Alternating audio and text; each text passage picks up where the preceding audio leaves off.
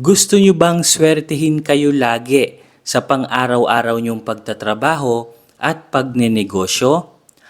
Sa videong ito, isishare ko po sa inyo ang simple but very powerful technique kung saan i-cleanse lamang po natin ang ating kamay gamit po ang ritual na ito.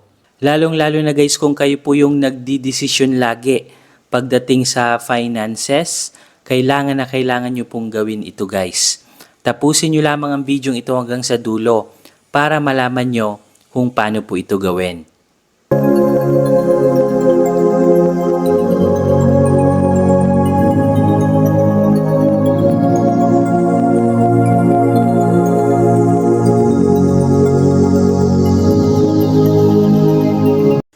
So simulan na po natin ang very powerful cleansing ritual na ito na kung saan ilalagay lamang po natin ito sa ating mga kamay para maging smooth at laging maswerte po guys yung mga decision po natin sa pang-araw-araw.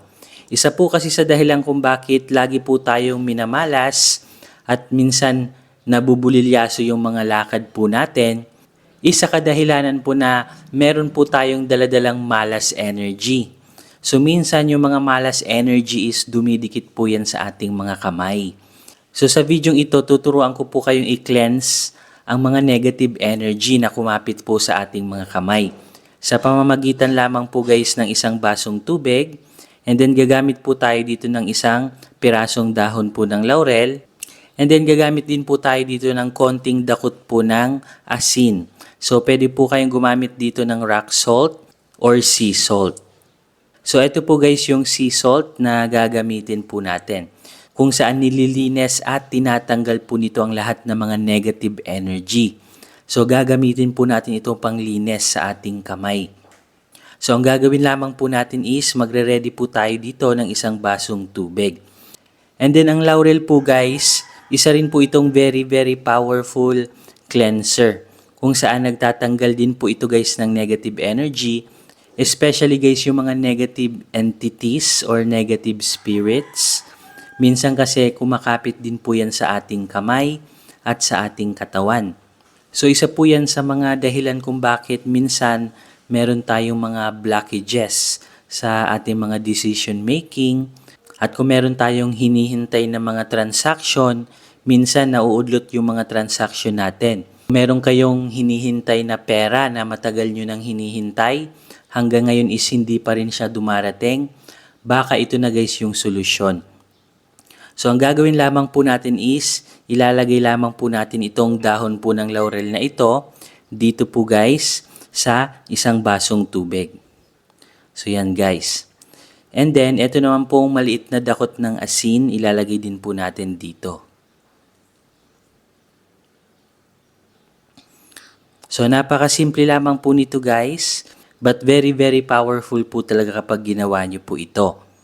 And then, ang gagawin lamang po natin is, hahaluin lamang po natin ito sa loob po ng 1 to 2 minutes.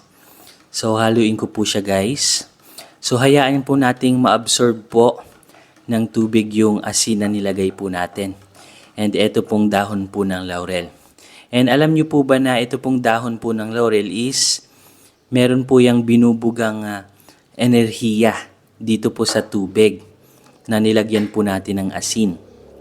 So yung katas po ng dahon po ng laurel is meron po yung properties na very powerful na nagtatanggal ng mga negative energy. So before po natin itong gawing pang-cleanse sa ating mga kamay, ang gagawin po natin guys is lalagyan po muna natin ito guys ng intention. Pag sinabing intention, lalagyan po natin siya guys ng prayer and rituals. So ang gagawin lamang po natin is ipipikit lamang po natin ang ating mga mata. And then itatapat po natin ito pong dalawa po nating kamay dito po sa basong tubig na nilagyan po natin ng asin at dahon po ng laurel. And then i-visualize po natin na meron pong golden ball of white light na galing po sa langit na bumababa po papunta po dito sa tubig.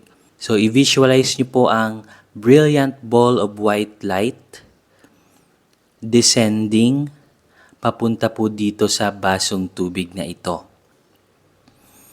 At ang brilliant ball of white light pong ito ay merong daladalang napakalakas na positive energy na kaya nyo pong i-cleanse ang lahat ng mga negative energy na kumapit po sa ating kamay. So, i-visualize nyo po siya. That's right. So, i-visualize nyo po na na-absorb po ng basong tubig na ito ang puting bolang liwanag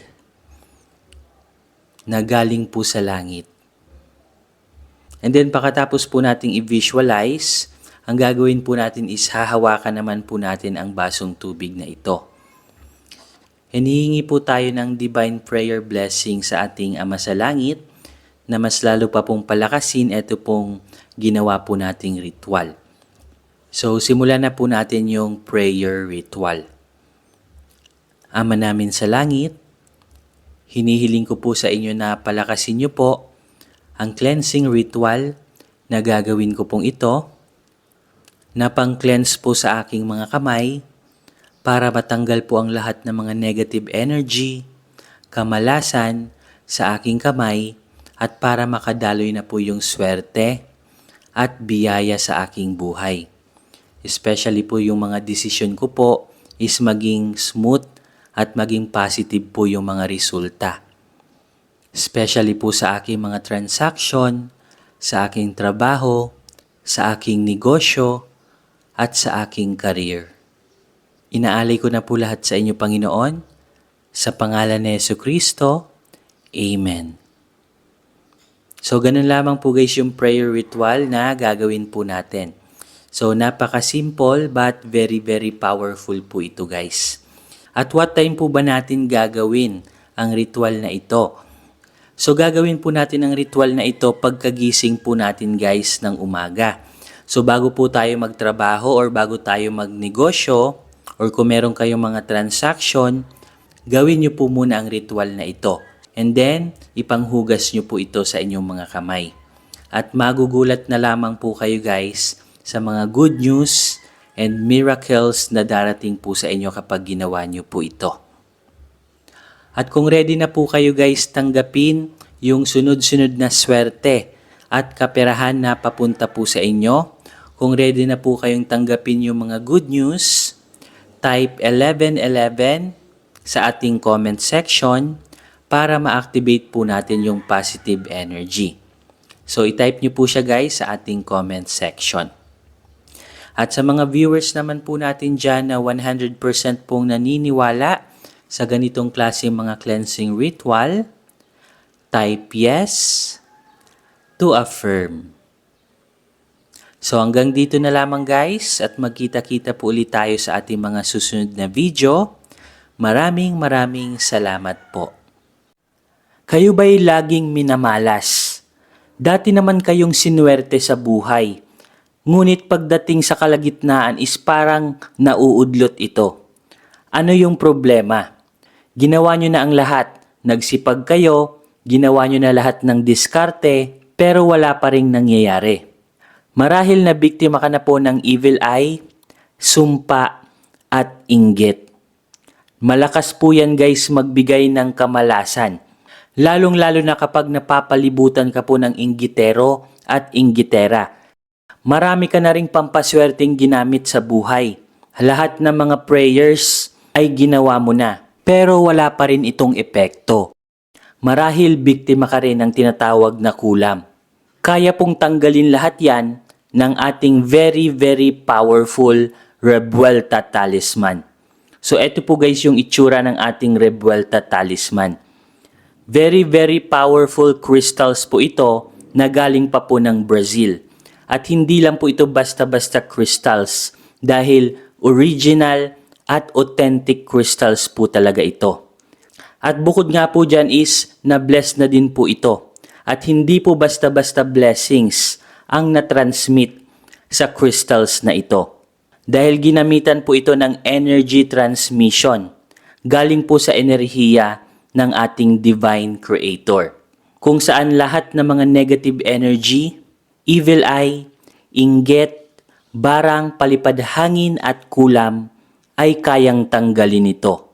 At kahit mismo mga evil spirit, negative entities ay takot sa crystals na ito. Kinakat at pinuputol din po nito ang lahat ng trauma sa ating nakalipas. Kasali na po dyan yung trauma sa ating relationship, trauma sa business, kung na-scam po kayo, trauma sa trabaho, at marami pa pong ibang trauma na naranasan nyo po sa inyong nakalipas. Money magnet na din po ito. Nagmamagnet po ito ng maraming swerte at kaperahan. Ang original price po nito ay nagkakahalaga po ng 5,000 pesos. Pero good news kasi meron po kaming sale ngayon. Ibibigay na lamang po namin ito sa halagang 2,500 pesos. So paunahan na lamang po kayo dahil limited stocks lamang po ang nagawa po namin. Mag-comment na lamang po kayo kung interesado po kayo. Paunahan na lamang po kayo kung sino po yung maunang mag-comment. Sesendan po agad namin ng link para mapasa inyo na po ang very very powerful Revuelta Talisman na ito. At ang kagandahan po nito kasi kapag nakapag-order po kayo nito sa amin, meron na po kaming ibibigay sa inyo na libreng box or lalagyan niya po. So ito po guys yung libreng box na makukuha nyo po. Ilalagay lang po natin siya dito. So every time na kayo po ay natutulog, ilalagay nyo lamang po siya sa red box na ito. At paano nga ba ang tamang paggamit ng crystals na ito? So sinusuot lamang po ito sa ating kanang kamay or right wrist.